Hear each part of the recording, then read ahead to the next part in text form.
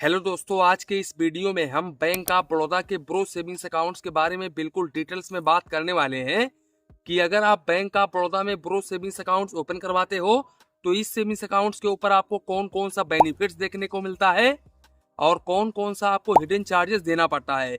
साथ ही साथ अगर आप इस सेविंग्स अकाउंट्स को ओपन करवाने के लिए जाते हो ब्रांच में तो वहां पर आपको कौन कौन सा डॉक्यूमेंट्स लगता है और भाई यहाँ पर आपकी क्या एलिजिबिलिटी क्राइटेरिया होनी चाहिए, यानी कि सारे के सारे पॉइंट्स को लेकर बिल्कुल डिटेल्स में हम बात करने वाले हैं। तो वीडियो को बिल्कुल भी स्किप मत करिएगा क्योंकि आज का ये पूरा वीडियो बहुत ही इंटरेस्टिंग होने वाला है। तो वीडियो स्टार्ट करते हैं। देखो भाई, ये तो आप सभी लोगों को पता है कि bank of Baroda government sector का बैंक है। इसके अलावा भाई ये बैंक DICGC से इंश्योर है। DICGC के अंतर्गत आपका 5 लाख रुपए तक का अमाउंट बिल्कुल सुरक्षित होता है। साथ ही साथ यहाँ पर मैं आप लोगों को बता दूं कि इस सेविंग्स अकाउंट्स के ऊपर मोबाइल बैंकिंग और इंटरनेट बैंकिंग का भी फैसिलिटीज देखने को मिल जाता है।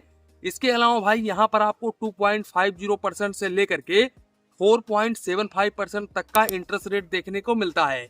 हालांकि 4.75% का इंटरेस्ट रेट लेने के लिए आपके अकाउंट में काफी हाई लेवल का बैलेंस होना चाहिए, तभी आपको ये इंटरेस्ट रेट देखने को मिलेगा। देखो भाई, ये जो ब्रो सेविंग्स अकाउंट्स है ना, ये स्टूडेंट के लिए डिजाइन किया गया है। इस सेविंग्स अकाउंट्स को ओपन करने के लिए आपका जो एज है वो 16 साल से लेकर के 25 ईयर्स के बीच में होना चाहिए, तभी आप इस सेविंग्स अकाउंट्स को ओपन कर पाएंगे। इस सेविंग्स अकाउंट्स को आप बैंक ऑफ बड़ौदा के किसी भी ब्रांच में जाकर के बहुत ही इजीली ओपन कर सकते हैं। डॉक्यूमेंट्स में आधार कार्ड, पैन कार्ड देना होगा। अगर पैन कार्ड नहीं है तो फिर फॉर्म 60 भरना अनिवार्य होगा। अकाउंट ओपन होने के बाद में आपको पासबुक, चेकबुक, ATM कार्ड वगैरह देखने को मिल जाता है। भाई ये सेविंग्स अकाउंट पूरी तरीके से जीरो बैलेंस सेविंग्स अकाउंट होता है। यहाँ पर आपको कोई भी चार्जेस नहीं देना पड़ता है मिनिमम बैलेंस के ऊपर।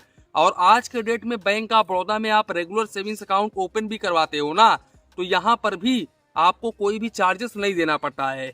इसके अलावा ब्रो सेविंग्स अकाउंट्स के ऊपर SMS अलर्ट चार्जेस बिल्कुल फ्री ऑफ कॉस्ट होता है। चेकबुक आप अनलिमिटेड ले सकते हो और बिल्कुल फ्री ऑफ कॉस्ट में ले सकते हो। लेकिन भाई जब आप चेकबुक लेने के लिए जाते हो ना, तो उस समय आपका जो एज है वो 18 ईयर्स प्लस होना चाहिए, तभी आपको चेकबुक देखने को मिलेगा। 16 साल पर या फिर 17 साल पर बैंक ऑफ बड़ौदा चेकबुक बिल्कुल भी प्रोवाइड नहीं करेगा, तो इस बात का आप जरूर ध्यान रखें। साथ ही साथ अगर आप डुप्लीकेट पासबुक वगैरह लेने के लिए जाते हो तो यहाँ पर आपको 100 रुपए प्लस GST डुप्लीकेट पासबुक के ऊपर चार्जेस देना पड़ता है। इसके अलावा यहाँ पर IMPS, RTGS, NEFT, UPI वगैरह बिल्कुल फ्री ऑफ कॉस्ट होता है। UPI जैसे कि आप गूगल पे, फोन पे, पेटीएम वगैरह करते हो, पर डे आप 1 लाख रुपए तक कर सकते हो, ये बिल्कुल फ्री ऑफ कॉस्ट होता है। बात करें अगर हम कैश डिपॉजिट को लेकर के, तो देखो यहाँ पर CDM मशीन के माध्यम से अगर आप डेबिट कार्ड के जरिए कैश डिपॉजिट वगैरह करते हो तो यहाँ पर आप per day up to 2 lakh रुपए तक कैश डिपॉजिट कर सकते हो। और अगर आपका पैन कार्ड रजिस्टर्ड नहीं है तो फिर इस केस में आप 49,999 रुपए तक ही कैश डिपॉजिट कर सकते हो। साथ ही साथ यहाँ पर मैं आपको बता दूं कि अगर आप ब्रांच के माध्यम से कैश डिपॉजिट वगैरह करते हो तो आप 1 महीने में 5 बार कैश डिपॉजिट बिल्कुल फ्री ऑफ कॉस्ट में कर सकते हो। अब अगर आप इस लिमिट को क्रॉस करते हो तो फिर इस केस में रूरल और सेमी अर्बन के कस्टमर्स को 40 रुपए प्लस GST और मेट्रो सिटी और अर्बन के कस्टमर्स को 50 रुपए प्लस GST पर ट्रांजैक्शन चार्जेस देना पड़ता है। बाकी अगर हम कैश विड्रॉवल को लेकर के बात करें कि आप ब्रांच के माध्यम से कितने रुपए निकाल सकते हो एक दिन में, तो यहाँ पर मैं आपको बता दूं, आप चाहे तो चेकबुक के माध्यम से पैसे निकालो, चाहे तो आप स्लिप के माध्यम से पैसे निकालो। आप एक दिन में 25,000 रुपए से अधिक नहीं निकाल सकते, यहाँ पर बैंक ऑफ बड़ौदा ने क्लियरली मेंशन किया है। साथ ही साथ मैं आपको बता दूं कि आप एक महीने में ज्यादा से ज्यादा 5 बार पैसे निकाल सकते हो बिल्कुल फ्री ऑफ कॉस्ट में। अब अगर आप इस लिमिट को क्रॉस करते हो तो फिर इस केस में रूरल और सेमी अर्बन के कस्टमर्स को 100 रुपए प्लस GST और मेट्रो सिटी और अर्बन के कस्टमर्स को 125 रुपए प्लस GST पर ट्रांजैक्शन चार्जेस देना पड़ता है। मैं आपको बता दूं कि अगर आप होम ब्रांच के माध्यम से पैसे निकालने के लिए जाते हो तो फिर इस केस में यहाँ पर आपको कोई भी चार्जेस नहीं देना पड़ता है। यहाँ पर आप अनलिमिटेड आप जितना मर्जी चाहें उतने बार पैसे निकाल सकते हैं, लेकिन एक दिन में आप 25,000 रुपए से अधिक नहीं निकाल सकते हैं। देखो ये जो चार्जेस है, ये जो मैंने 100 रुपए प्लस GST या फिर 125 रुपए प्लस GST बताया है, ये भाई नॉन होम ब्रांच पर लागू होगा। होम ब्रांच पर बिल्कुल भी ये चार्जेस लागू नहीं होगा। होम ब्रांच पर आप जितना मर्जी चाहे उतने बार पैसे निकाल सकते हो। सबसे अच्छी बात यह है कि इस सेविंग्स अकाउंट्स के ऊपर आपको रुपए प्लेटिनम डेबिट कार्ड देखने को मिल जाता है और इस डेबिट कार्ड के ऊपर इशुएंस फीस या फिर रिन्यूअल फीस कुछ भी आपको नहीं देना पड़ता है, ये बिल्कुल फ्री ऑफ कॉस्ट होता है। लेकिन एनुअल मेंटेनेंस चार्जेस 300 रुपए प्लस जीएसटी देना पड़ता है, जो कि हर साल आपके अकाउंट से डेबिट होता है। इस डेबिट कार्ड से आप 50,000 रुपए निकाल सकते हो और 1 लाख रुपए तक पर डे ऑनलाइन ट्रांजेक्शन कर सकते हो।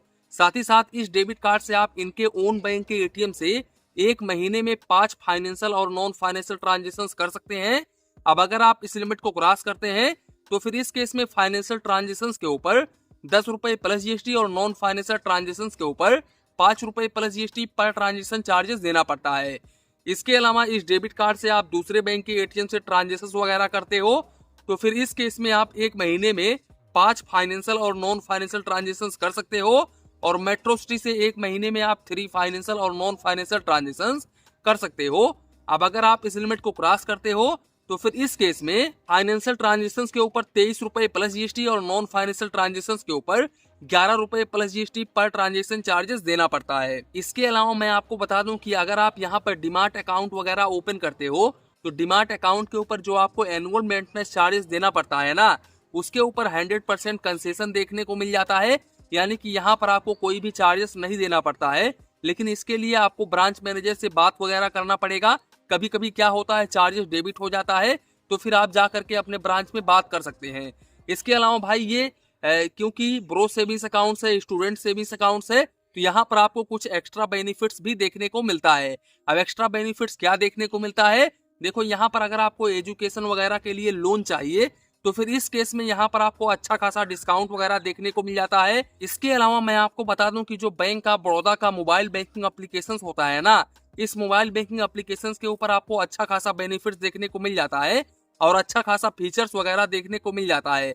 हालांकि प्राइवेट बैंकों के मुकाबले इतना अच्छा तो नहीं होता है, लेकिन अगर हम और गवर्नमेंट बैंकों को देख करके चले तो भाई यहाँ पर इनका मोबाइल बैंकिंग एप्लीकेशन काफी ज्यादा शानदार होता है। इवन यूको बैंक का इससे कहीं ज्यादा बेहतर होता है, लेकिन भाई यूको बैंक का रेटिंग वगैरह अच्छा है, जिसके कारण मैं आपको बता रहा हूँ कि ये अच्छा होगा। हालांकि मैं यूज नहीं किया हूँ दोनों ही बैंकों का मोबाइल बैंकिंग एप्लीकेशन।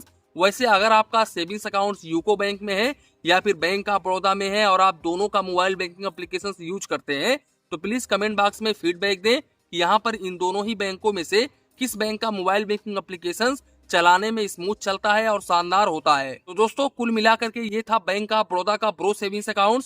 आशा करता हूँ इस सेविंग्स अकाउंट्स के रिलेटेड जो भी आप लोगों के मन में कंफ्यूजन होगा, डाउट होगा, वो बिल्कुल भी इस वीडियो में क्लियर हो गया होगा।